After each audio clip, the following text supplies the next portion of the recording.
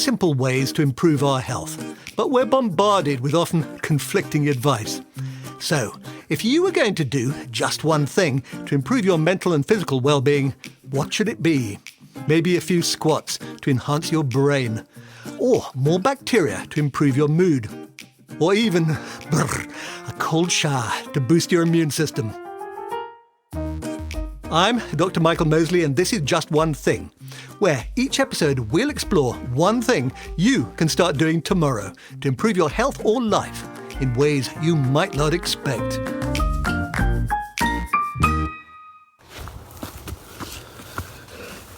So here's something you really can do that could be the secret to better sleep, boost your mood, and even cut your risk of heart disease and diabetes. As you can probably tell, I'm out on a walk.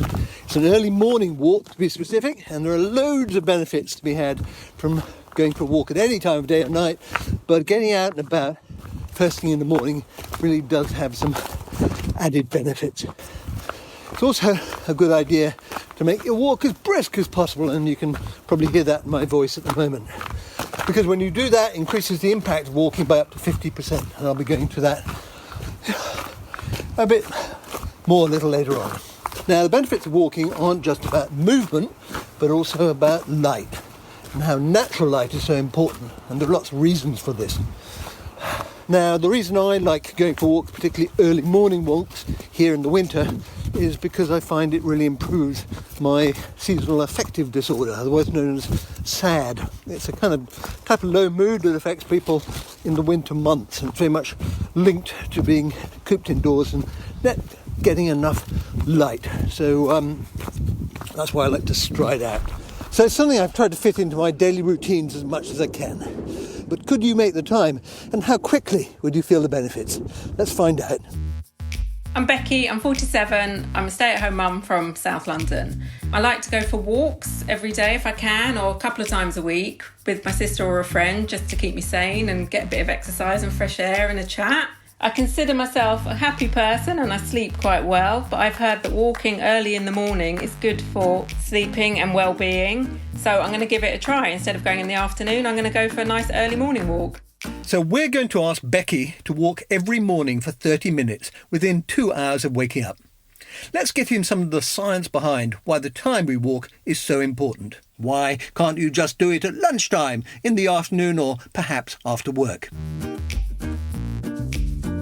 Well, any form of walking outside during the day is good because it exposes you to daylight. But going in the morning seems to alert our body and brain that the day has started.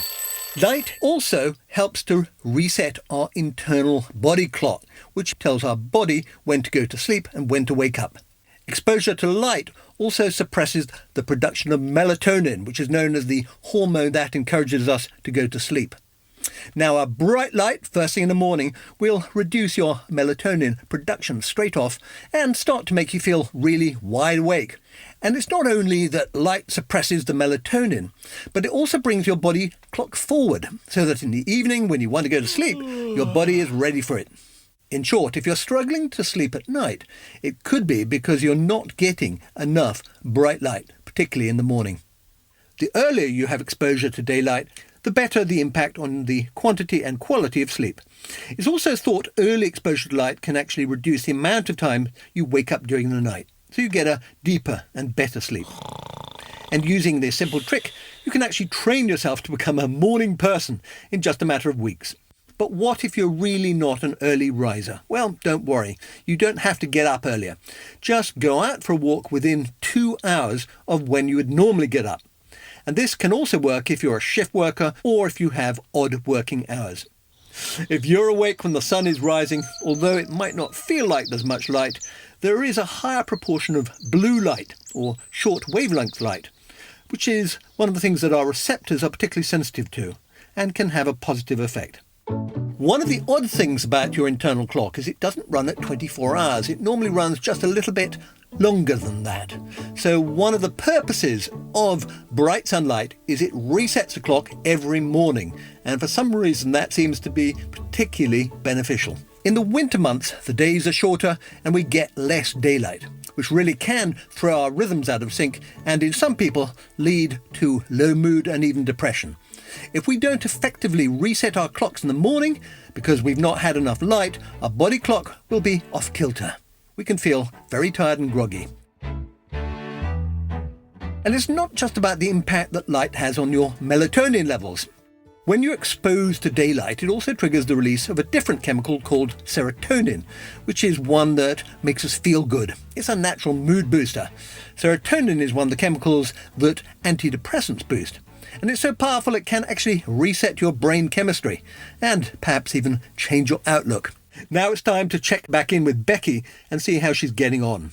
In fact, I'm going to ask her to push herself a bit harder and increase her pace to a moderate pace, so she gets double the benefits from doing just one thing. Here I am in the park, nice and early. No one around. Just me and the parrots. So now I've been walking in the mornings. It's definitely improved my feeling of well-being and happiness during the day. I think I'm sleeping better at night as well. And I've been asked to step it up, though I'll be rushing along as if I'm late for a meeting. So I've asked Becky to push herself a little bit harder. Why?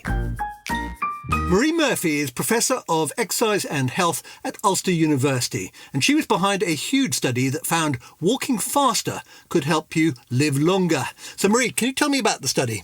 Yeah, it was a study where we pulled together surveys from 11 different populations, Scotland and England largely, where people were asked how much they walked and how fast they walked. And we then did some statistical analysis to see what effect did that have on cardiovascular disease mortality and cancer mortality. And we found that for cancer mortality, just doing more walking reduced your risk. But for cardiovascular disease, walking brisker gave you better protection and prevented cardiovascular disease more. So walking a bit quicker was more beneficial. And how big a difference was it between the amblers and the brisk walkers? Quite a big difference. You're probably talking in the region of 0.1 or 0.2 extra risk. So 10 to 20% less risky of getting cardiovascular disease if the walking that you do is brisk compared to the same amount of walking done more slowly. Okay, so brisk walking, how long did they have to walk for to get benefit? Well, this study was a cross-sectional study where they asked them how much they walked. So we didn't tell them how much they had to walk. This was just asking how much had they walked in the previous years. But the current guidelines suggest that people should be physically active for 30 minutes a day. So if I was giving a how much answer, then I'd say you should try to get about 30 minutes a day of brisk walking every day if you can. You can also break it down, can't you? I mean, I have a tendency to go for a sort of 15, 20-minute walk in the mornings, and then I like to have an afternoon or maybe an evening walk as well, if I can fit it in. To me, that's perfect because walking is really suited to that. Unlike other types of exercise where you wouldn't really run 3 times a day, walking fits that model of breaking it up. The benefits are exactly the same. And in fact, we actually think the benefits might be a little bit greater because you're getting 3 boosts to your metabolism, you're interrupting you're sitting 3 times during the day, and you're just getting the circulation going and switching your brain on a couple of times. So my preference is, if you can get 2 or 3 breaks in your day, especially now that we're all working at home, that's probably the optimal way to do it. Okay, and what do you mean by brisk? Okay, so for me, brisk is that you can feel your heart beating, you feel yourself warming up, and you're breathing faster than usual, but you're still comfortable enough to carry on a conversation. And we sometimes say you can talk, but you can't sing. So it's in that sort of intensity where you're breathing heavier, but you still have a bit of capacity to have a conversation. Now, I sort of aim for somewhere between 100 and 130 paces when I'm walking. And to keep myself motivated, particularly when I'm walking by myself, I listen to music with a beat like that. For example, the Bee Gees song Staying Alive has a beat of around 103, I think. So that keeps me paced up. Do you use that sort of thing? Yeah, we've used that in a couple of studies where we've tried to find out what would make brisk for an individual, give them a certain number of beats per minute, and then get them to walk at that pace. I think you could probably go a bit faster than that, Michael. 103 might be a bit slow for you. I'd probably step it up to maybe black-eyed peas. Which one? I would probably say to you to go for I've Got a Feeling with black-eyed peas. That's a nice brisk one. OK, I've got a feeling. I'll have a go at that one. Do you think there's any evidence that it's better to walk before or after breakfast? No, again, I mean, the evidence is mixed. So if you walk fasted, then you probably have better effects on glycemic control. There's a little bit of evidence to suggest it might be better for weight loss. But for me, you've already come off of a night of fasting, before breakfast. And it's probably better to at least put something into your system to get you going. I actually did a film a while ago up in Glasgow where I ate a full English breakfast and then either I went for a walk afterwards or I didn't.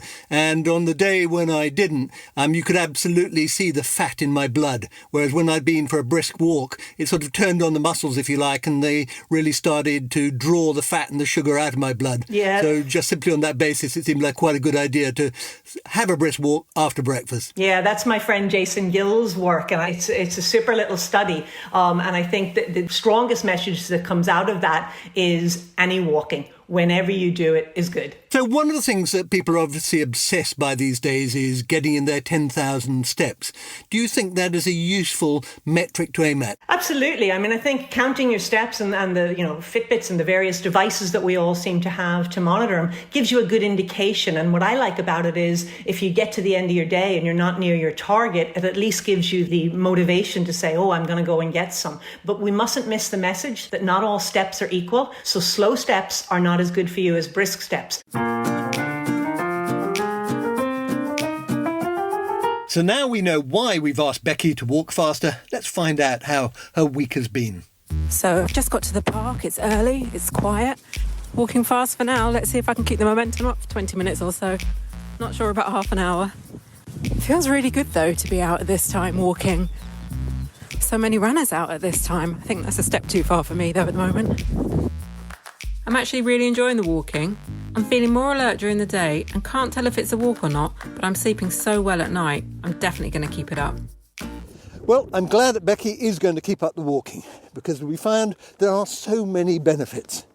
I just love going out for a walk in the morning. It's the light, and even on overcast days, there's something to appreciate about walking across the fields, and it just makes me feel alive. Going for an early morning walk is just one thing you can do, but there is far more than one reason why you should be doing it. This particular one thing comes with a whole host of benefits to improve your life. As we've seen, exposure to early morning light can help with our sleep. It could even make you a morning person if you weren't already one, assuming you want to be one. Plus, it's a natural mood booster. And the movement part, well, we all know that movement is good for you, but if you make it brisk, it could actually help you live longer. So, time to pick up the pace a bit, I think. Whew.